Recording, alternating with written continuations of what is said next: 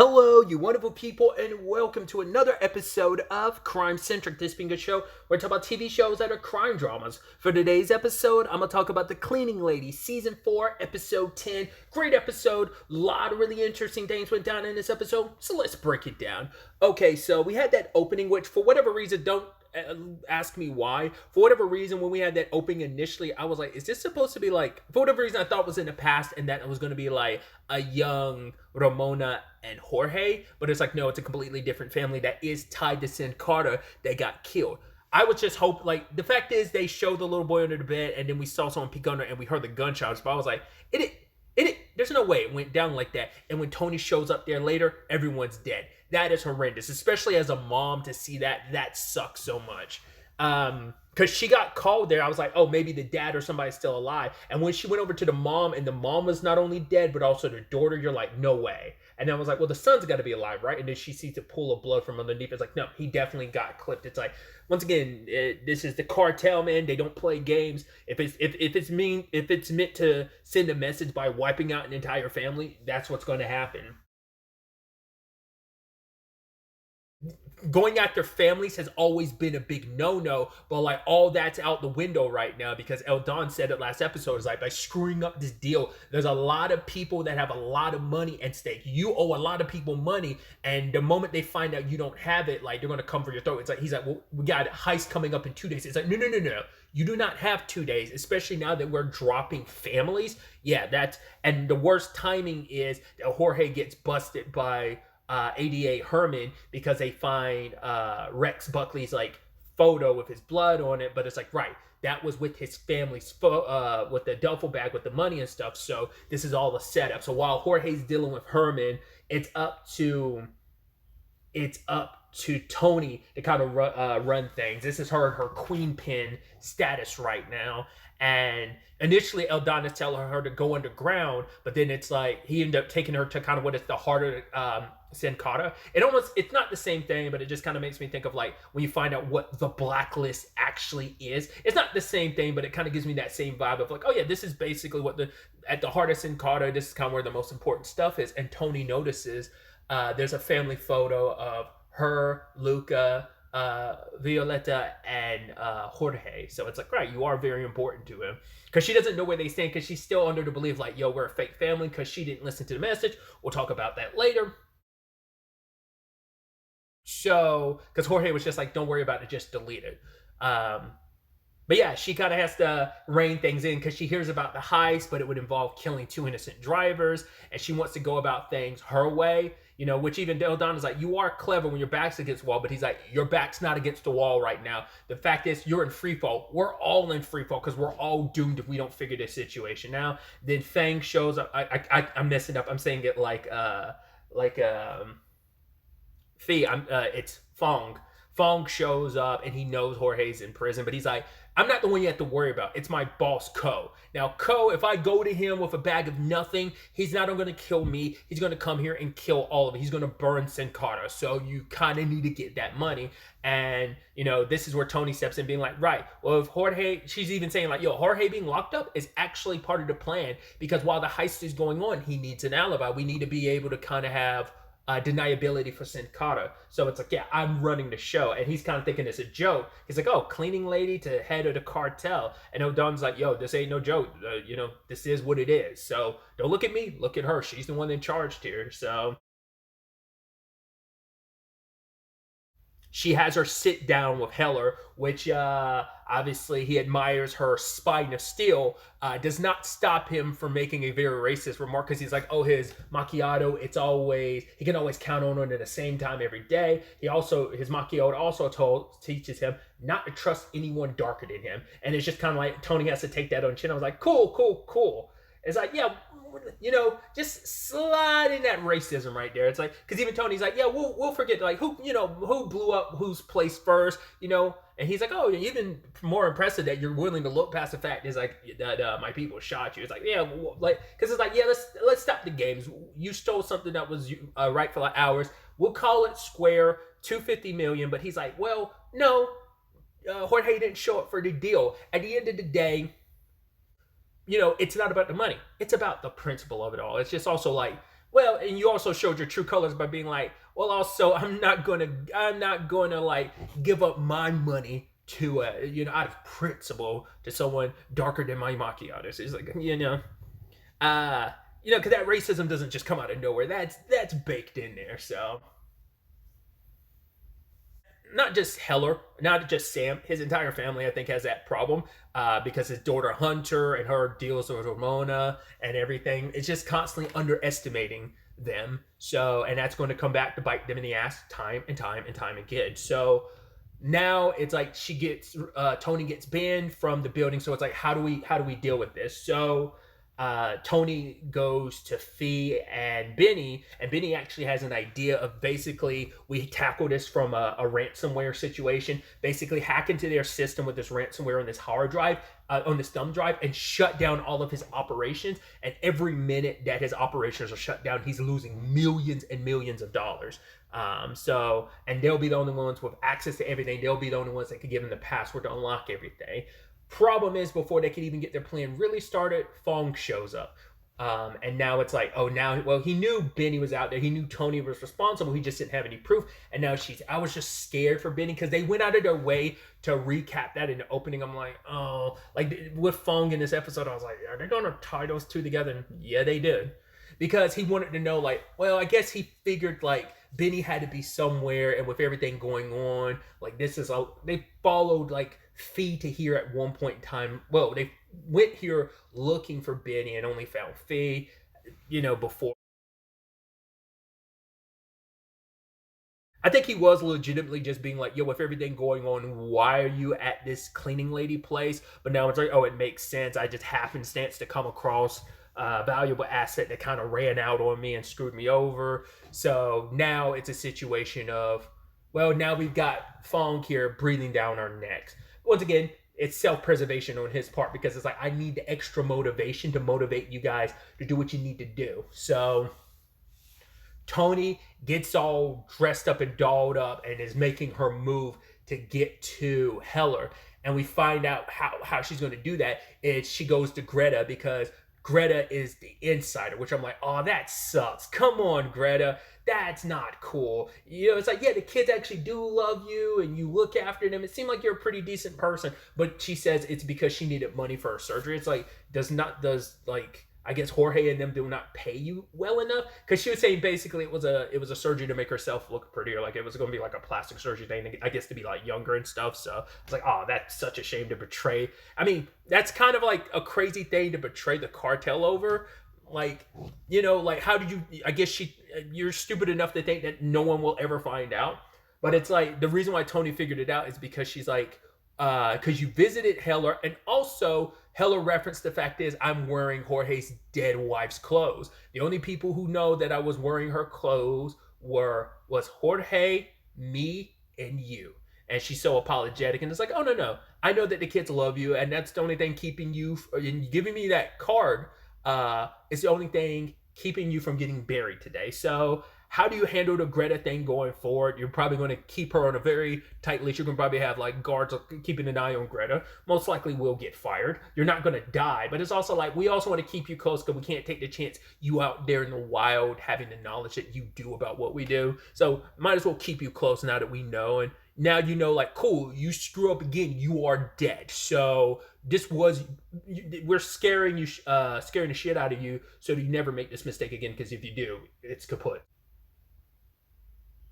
But you gotta appreciate Tony going full espionage, like just casually walking in a building looking like a damn boss, looking like, because it's like, obviously it's only like every once in a while you see Tony like really dress up, because she has no reason to like dress up, because she's either just like wearing casual clothes or she's wearing her scrubs for the hospital. So I also love that like DuPont called her. He'd been like, oh yeah, I'm just worried about you. The thought about you being surrounded by hitmen, and it's just funny because like her goons are over there surrounding Greta at the time they're having that conversation on the phone. So yeah, but she sneaks into the building with Benny as her like man in the chair. Problem is he's got Fong breathing down his neck, so he's nervous.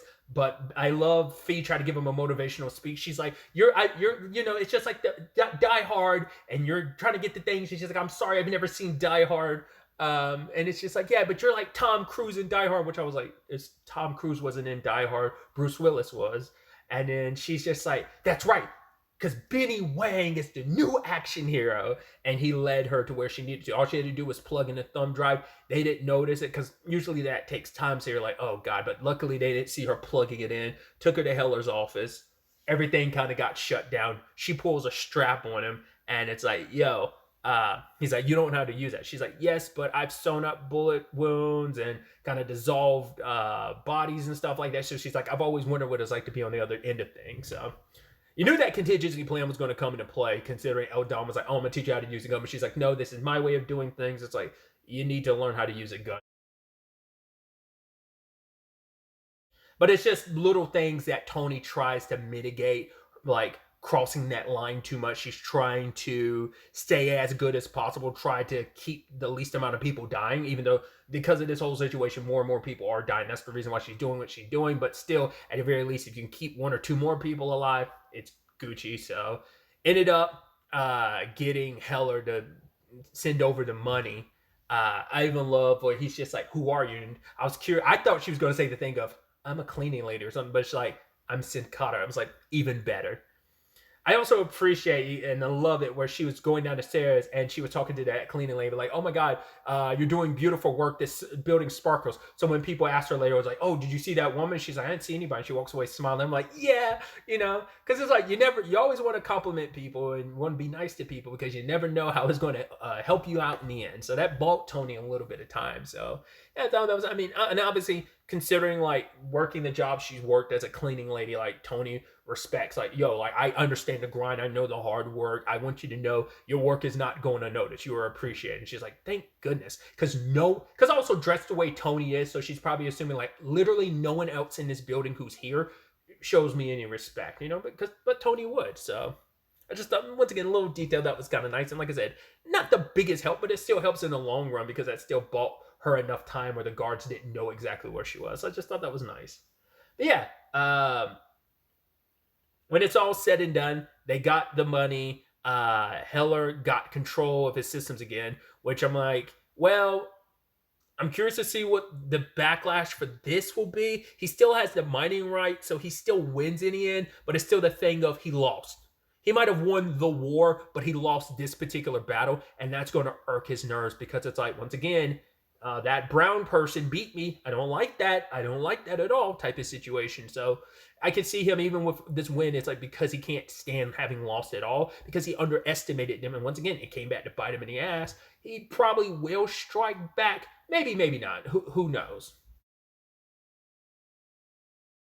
It just depends on how petty they are. And Sam seems like he is a petty enough dude. So he's shown that time and time again, obviously. So once again, the whole dealing like, oh, you didn't show up and there's a principle and blah blah blah blah, won't make the deal now because he's got all like it's like he's got all the leverage, so why would he submit? And it's like, yeah, probably should have, but it is what it is. So we'll see if anything comes of him like trying to strike afterwards. Also, Tony's made it clear too, like, yo,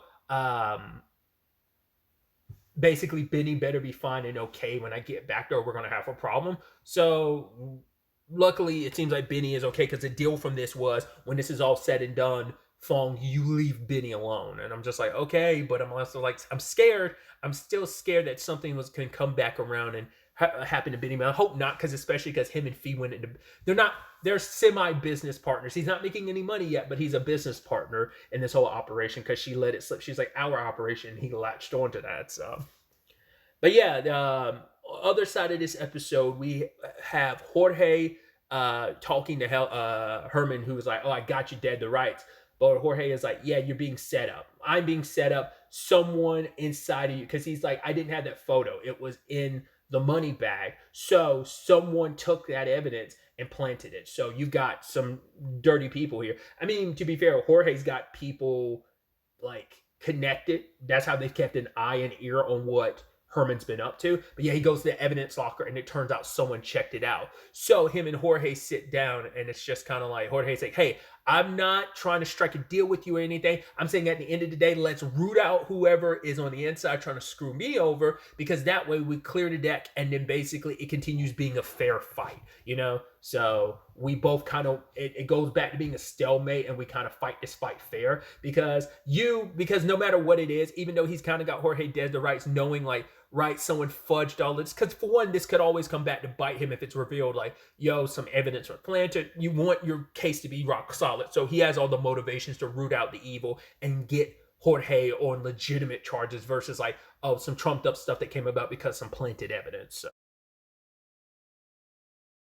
at the same time, Tony sets the record straight between her and DuPont. Obviously, Fee was happy being like, when she told her, like, oh, yeah, I'm slept with my boss. It's like, which one? It's like, well, I only have one. It's like, well, no, you have your cartel boss or your doctor boss. And it's like, well, my doctor boss. It's like, oh my God, you cheated on your husband. It's like, no, we're not really in love. Like, Jorge doesn't feel that way about me.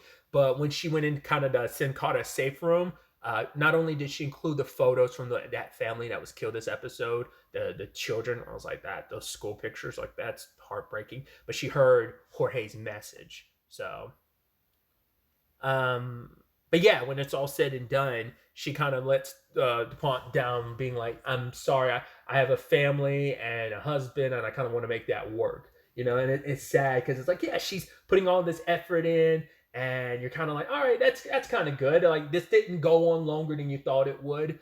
And she goes to see Jorge, and she's like, I want to make this work. I want to be a family. And then Jorge turns her over to Herman, who's arresting her, and she's like, why? And you're like, Jorge, why did you do that? And you're like, well we got a sneak peek. Obviously, he ends up telling Fee, and he gets slapped in the face. So the obvious question is why? No, the question is why, but it would have to do with like Jorge and Herman's conversation because we don't know what conversation was had. So my theory, because we see spoilers by what we saw for the preview, Tony is in the same prison as Ramona. So most likely the person that's setting up Jorge and specifically Jorge, it was Ramona trying to get payback. I mean, she's done everything she could to put him in prison anyway last season and was throwing him under the bus. And now it's like, yeah, you're betrayed by your family. But it's like, you did this to yourself. You killed your sister-in-law. Like, why do you, like, that's why you want to act like you're the victim here? Like, oh, come on, Jorge, let's put it in the past. Like, who cares? But it's like, no, you murdered his wife. And now you're going to be in a position to try and murder his current wife. But anyway, I think the point of them doing this, I think this is all a setup. I think Herman and Jorge are in on this. And Jorge will, when he gets slapped by Fee, he'll probably explain it to Fee like, this is the best option. It sucks. Because he's like, what I'm about to do is not going to be easy. It's going to be pretty hard. She's like, oh, but I can, nothing's ever really easy. And then get arrested. But I think the point is she needs to be in the same prison as Ramona because they need to find out who Ramona's source is because Ramona's the one that set this in motion. So whoever's doing this works for Ramona.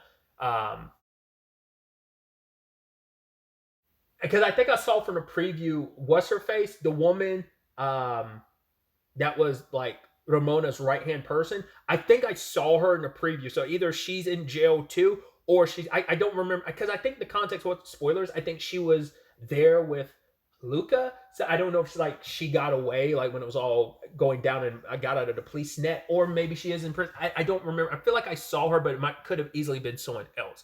Like I said, I think this is a play to get her with Ramona so that Ramona will contact her inside person to the ADA office and they can find her. Like this is all orchestrated in that regard because I don't think Jorge would turn on her for no reason, which is kind of sad, but especially because she was just about to say like, yo, we can make this work. And then you do this, but it's kind of like, this is for the greater good. A sacrifice has to be made. Cause it's like, well, why don't you be the one to go to prison? It's like, well, to be fair, Jorge would be at a disadvantage because one, he wouldn't be able to get to Ramona. Ramona sure as hell would probably be able to get to him, hiring people in the male prison to get to him. But it's like by Tony being in the same prison with her, it's easier. Like, it's probably not for the purpose of killing Ramona, but it's like, I need to get to Ramona, probably kill her before she kills me. But it's probably also about, like, finding out who she's got under her purview. Once again, I'm still curious if any of this will go back to that phone call from the end of last season of whoever Ramona's connected to that's high up in power and stuff. Once again, there was never any clarity on that. Like I said, I don't remember if that's a storyline they're just completely abandoned or we kind of finally getting that now. I don't know. The next episode is going to be a 2 hour finale, is episodes 11 and 12 back to back. So it's going to be interesting to see how this season wraps up, how this whole situation plays out. Because this Ramona thing has to come to an end now. It's do or die now. The question is, like, how was Tony going to feel in the aftermath of all of this? Like, she was willing to make this step with Jorge, but it's like, yeah, like any attempt to like build a family and protect themselves and all this, Tony might not be so forgiving when this is all said and done. So there might be more of a her and DuPont situation.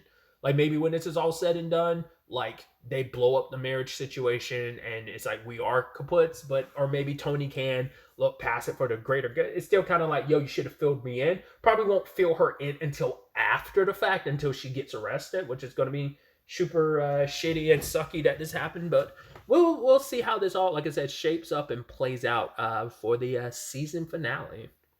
But really, that's all I want to talk about. Till the next time we meet, be happy, be safe, live life to the fullest, and enjoy it. Good day and goodbye.